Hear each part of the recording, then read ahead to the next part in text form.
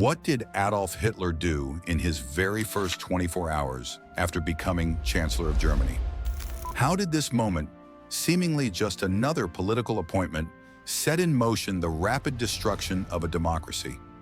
Was it a sudden seizure of power or a quiet, strategic takeover hidden in plain sight?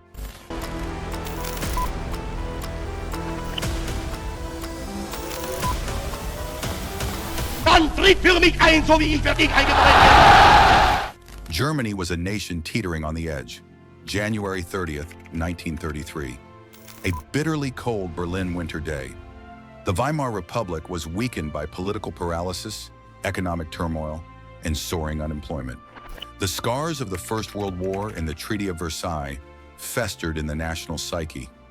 Into this chaos comes Adolf Hitler, appointed Chancellor by President Paul von Hindenburg. But what exactly did this mean? Who was really in control now? And why did a reluctant Hindenburg make this fateful decision? Hitler took the oath of office in a brief ceremony inside Hindenburg's presidential office. But this was no victorious coronation. The cabinet he formed was a fragile coalition with right-wing conservatives who believed they could control him, an assumption that would soon prove fatal. Crucially, Hitler ensured that key positions were held by loyal Nazis. Wilhelm Frick as Minister of the Interior, controlling the police apparatus, and Hermann Göring overseeing Prussia's powerful state police. Why was control over the police so vital? Could Hitler consolidate power without controlling the instruments of enforcement? Behind closed doors, Hitler moved quickly to ally with conservative elites, industrialists, military leaders, and politicians, who demanded new elections, hoping to strengthen their grip on power. Could they have predicted how swiftly Hitler would outmaneuver them? These initial negotiations set the stage for a dangerous game, a facade of legality to mask the destruction of democracy. Day one was not about spectacular speeches or public rallies.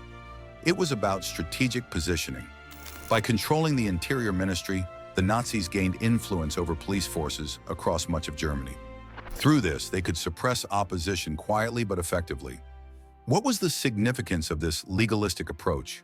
Was silence the loudest weapon in Hitler's arsenal? While legal groundwork was laid, Nazi paramilitary groups, the SA and SS, punished opposition with brutal street violence.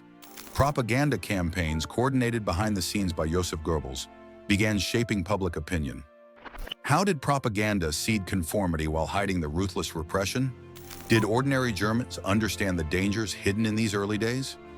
Hitler's first 24 hours revealed a new form of tyranny, one dressed in legal robes.